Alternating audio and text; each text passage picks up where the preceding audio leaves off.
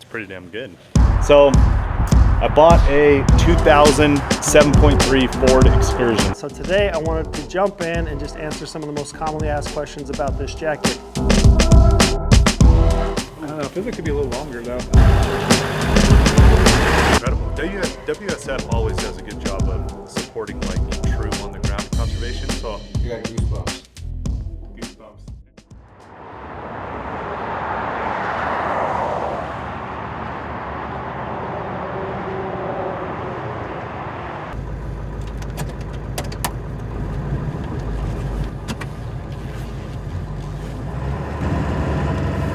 All right, tell us about the duck wagon. So reluctantly, I'm going to introduce you to the new GOHUNT duck wagon. And why I say reluctantly is me personally, I hate when things aren't fully done. And this isn't fully done. There's still some finishing touches that I want to do. But Omar made me do this. So welcome to the duck wagon. It's about 85% of the way done. So I bought a 2000 7.3 Ford Excursion. And why I did that is when it comes to duck hunting, a pickup cab gets tight really quick. So you get a couple guys in there, you got a dog kennel in there. Look, my little guy, Camo. That's the last one for you, Senior. He's the king of the show, so I got to take care of him. I'm not going to have him ride in the bed of the truck with weather and all that stuff. I'm not going to have him ride in the trailer. I don't want him doing that. He's going to ride in style with us. So you put 4 guys into the cab of a pickup and a dog, it gets really tight really fast, and then a bunch of waterfowl equipment as well. So the full closed cab 3-row, I can fit 8 people in here with trunk space, so I can have the dog in the crate in the back. I can have 8 people in there. It's like the way to go when it comes to waterfowl hunting. So I picked up the duck wagon. It's a 7.3 2000 Ford Excursion. I put the KC light bars on it, put the KC ditch lights, put 35 VF Goodrich all-terrains on there. I put a 4-inch BDS leaf suspension on there, so all new leaf springs, 4-inch on there so I can fit the 35s. It's got to look good too. It can't just be a straight wagon, you know, it's got to look good too. For all like the diesel guys out there, I straight piped it for the EGTs or EGRs, and then I hydro chip tuned it, cold air intake, did all that stuff to it so the motor runs great. And then I will do some finishing touches on the inside, but for now, here's the mobile command center. So I got bullet point systems all through the front. Yeah, that's a rubber duck. It is the duck wagon. I got my guy Alex Busalaki, who's like my right hand man when it comes to waterfowl hunting.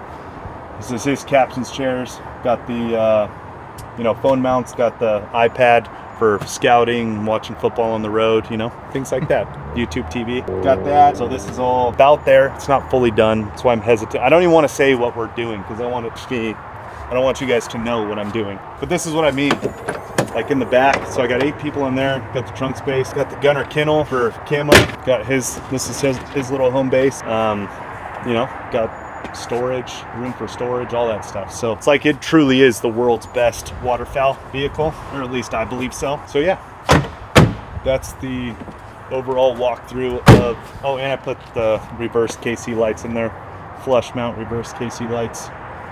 Those are huge handy. And then this is the command of put an aux beam in that's going to run all my auxiliary switches. Obviously, like I said, it's not fully done. Omar's making me do this. It looks like shit, but we'll have all that filled out. Hydro tuner on there. Got my gauges up here, and yeah, got the TV in the back for the kids when I go on family trips. I don't think those are used anymore, but you know, drop the TV down, watching TV. Old school. So yeah, it's in phenomenal shape too. That's the other reason why I bought it. I wasn't just going to buy any 2000 Excursion, but this thing's in incredible shape. No surface rust. You know, interior it's obviously used, but like in very good shape. So yeah, just got a couple things left to finish, but the waterfowl hunting it's starting. This was the first big thing. So this is the duck wagon, and when it's fully done, I'll have to show it again so you can see everything that's done to it.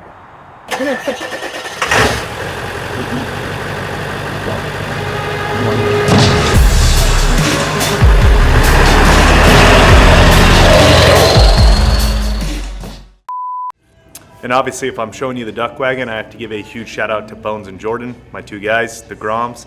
They basically did the entire work, and I just say that I did the entire work, so they're the ones that actually did it. All right, guys, I'm out here in the showroom. I have the brand new GOHUNT Atmosphere jacket. It's been super well received. You guys have asked a ton of questions about it. So today I wanted to jump in and just answer some of the most commonly asked questions about this jacket. First question, how quiet is it? Is it quiet enough for spot and stock mule deer, archery hunting? Is it quiet enough for archery elk hunting? So I wanted to address that first and foremost. I brought out one of our other pieces, which is the GOHUNT Black Rock hoodie, just to compare it. So to answer that question, is it as quiet as something like a regular grid fleece hoodie? It's probably not as quiet as this piece. You can see that this piece here, the Black Rock, has got a super soft exterior, almost no noise at all. It's really quiet. In comparison, the Atmosphere jacket does have a little bit of noise associated with it as I rub my arm across that material. If you brush up against some brush, it's going to make a little bit of noise, and that's because it's got a nylon exterior, which is great for durability, but it's not the most quiet. Now, I would not say that this jacket is loud by any means. If you look at the inside of it, you can see it's got kind of that Berber fleece material to it, which is nice and soft against the skin, super quiet, but the exterior is a smidge louder, and again, it's just to give it that added durability and abrasion resistance of a nylon material on the outside. So archery elk hunting, I don't think you'd have any issues whatsoever. Spot and stock mule deer, under normal conditions, I would say it's quiet enough to have some success in those fields and those woods. All right, next question is about the hand pockets with a backpack on. Are you able to get into your hand pockets, maybe stick your hands in your pockets if your hands get cold on a hunt? So I wanted to answer that question. I have a Stone Glacier X-Curve bag here with like 30 pounds in it. I'm gonna throw that thing on and give you guys an idea of where the hand pockets lie in relation to your hip belt on most backpacks. So I'm gonna cinch this thing up. I'll give you an idea of where the hand pockets lie. As I do that up, you can see that our hand pockets kind of sit right underneath the hip belt. Now I'm curious, those of you that are interested in this jacket, would you prefer that the pockets be moved up so that you can actually access those pockets with your hip belt on? In my opinion, it's not that big of a deal because in most cases you're going to have a chest rig sitting here on your chest with your binos, your rangefinder in it, and your hand pockets kind of sit in underneath that if you move them up anyway. So in my opinion, it's not that big of a deal, but as you can see, the hand pockets do sit right underneath that hip belt. Your hand pockets aren't really accessible without undoing your hip belt and then sticking your hands in your pockets. For me, it's not that big of a deal because most of the time when you've got your backpack on and your hip belt cinched, you're probably cutting country, you're moving, so you're probably not sticking your hands in your pockets anyway. If I am gonna stop, I'm probably gonna take my backpack off. So for me, it's not that big of a deal, but I am curious if you guys are interested in us maybe moving those hand pockets up a little bit. So give it some thought, give us some feedback. I'd love to hear it. All right, the next question we have is how durable is the Atmosphere jacket, and specifically how durable is it under points of your pack that are going to get some wear and tear. So under your shoulder harnesses, your hip belt, we've had no issues whatsoever. So the guys have been testing this all last fall, backpacking in it, archery elk hunting, you know, covering a lot of miles with heavy backpacks, and those guys are reporting no real wear or tear issues underneath your pack. Really no wear and tear at all.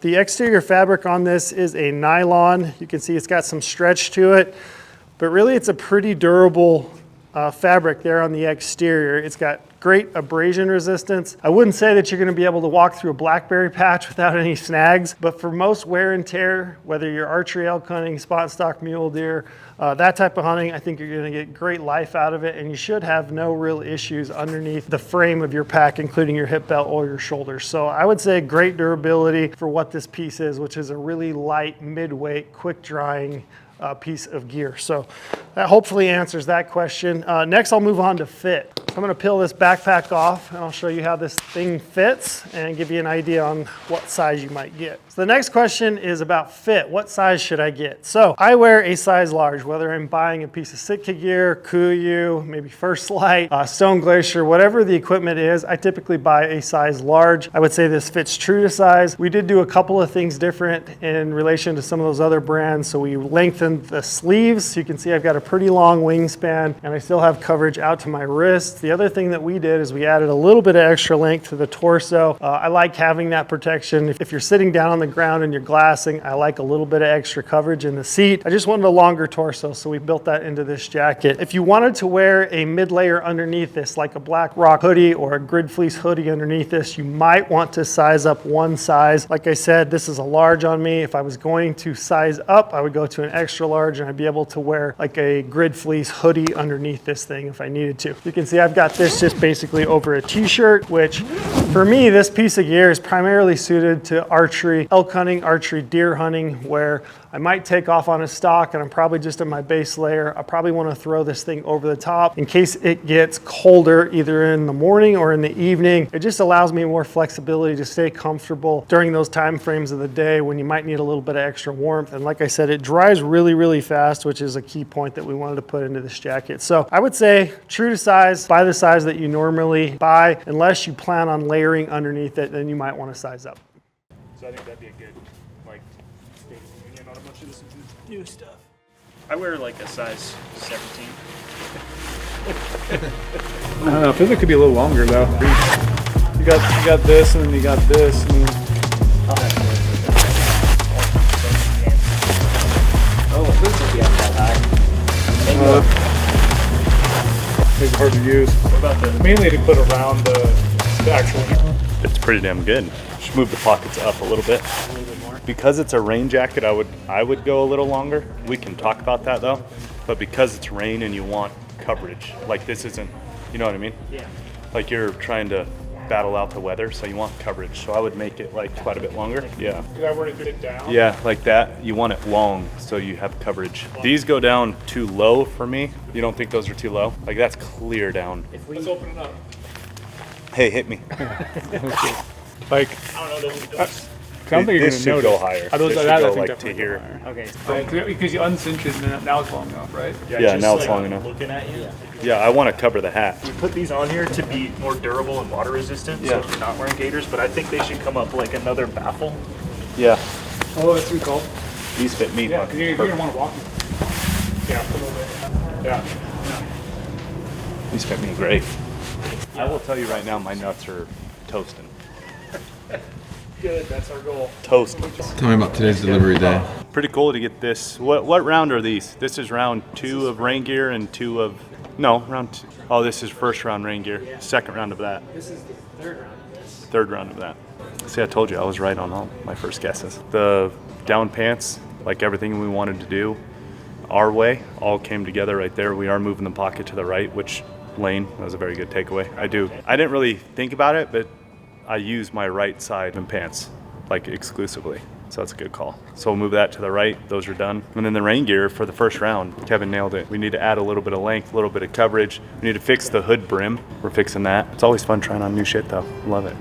You want to talk to me about some of the fittings? Yeah, so we just tried on those rain gear, down pants, rain jacket stuff, and yeah, it's really incredible to see how far we're coming along with the full kit of GOHUNT apparel. So rain gear was a big one. Once we get rain gear dialed, that's one thing I am very, very making sure we want to make that perfect, because rain gear makes or breaks a hunt. We're going to be beating the heck out of them here in literally a month from now. So excited to get into some rain, test out the rain gear. Right now, fit is great. Now I just got to get out in the field and do a bunch of hiking and put it to the test on torrential downpour. So exciting times here at GOHUNT. Greatly appreciate the support. Awesome. Yeah, we'll definitely be in touch by email and go through some details. And yeah, let's take this thing to the moon. And yeah, we greatly appreciate Wild Sheep Foundation's support on this. And that's a huge thank you from all of us here at GOHUNT. So we'll get this going, and yeah, let's raise some money for some sheep. Thank you again. What just happened? Just got off the phone with Wild Sheep Foundation, and they saw what we're doing. They saw the email about the Omar Cantina Guzzler project, and they are donating $10,000 That's crazy. to the Guzzler build. So they want to take this thing to the moon, and so do we, obviously. So can't thank Wild Sheep Foundation enough for that support. That was mind-blowing call. They're going to give us $10,000 for the Guzzler build, and every single dollar goes directly back to wildlife. It's a huge win. We need, support wildlife while we can, and especially these dry, arid states like this, no better way than do a Guzzler project and, put some water on the landscape. So Boom, baby. wild day. I got goosebumps. Yeah, I was really going to open my email, but I saw the email, and I fuck yeah, I'm all on board, pushed it up to the top of the chain of Wild Sheep Foundation, and got done. Sick. WSF is awesome. Yeah, they want to support fully. They want to try to get our brands on board. They're going to help us push it even further. And, want to get 10K, which is mind-blowing. Yeah, that's not a little amount. That's awesome. How do we let or make sure Omar doesn't get a bigger head than he already has? WSF isn't supporting you. They're supporting us. I know. Just so you know. What do you think? I think it's awesome. I think it's incredible. WSF always does a good job of supporting like true on the ground conservation. So I'm not surprised, but the amount though, it's awesome. Like really makes it feel like reality. I had Like it's gonna goosebumps. happen quick. Yeah, Like when Brady was like it's awesome. telling me, I was like, dude, I'm like shaking. Yeah, it's awesome. I feel like I'm at Goggins again. See, this is what I mean. Don't get your head too. No, but that's awesome. It's really cool. WSF for the win. Love it. My name is Ryan Haar. I look over the water developments, the big game and small game guzzlers down here in the southern half of Nevada. So here in Nevada, we have a lot of water developments called guzzlers, and they consist of a metal apron that catches our rainfall, drains down into holding tanks, and the tanks are connected to a drinker that provide water for the wildlife to use during the year. They provide drinking water through the hot times of the years. We have a stretch of time where we experience lots of droughts, and these guzzlers are in place to catch the rainfall and provide drinking water for the wildlife, particularly bighorn sheep in this area, with water to get through those hot months. My favorite part of conservation work is just seeing the finished product and coming back to these guzzlers later in the year and seeing that these sheep have come and found these water developments. All right, Friday, getting a little easy running. Pretty cool day because today I secured $10,000 from a very, very generous donation from a Wild Sheep Foundation for my 100 Miles for Conservation project. So pretty cool day. Vibes are pretty high right now. So yeah, today is Friday, March 21st. Got a few long runs this weekend. So we'll see how it goes.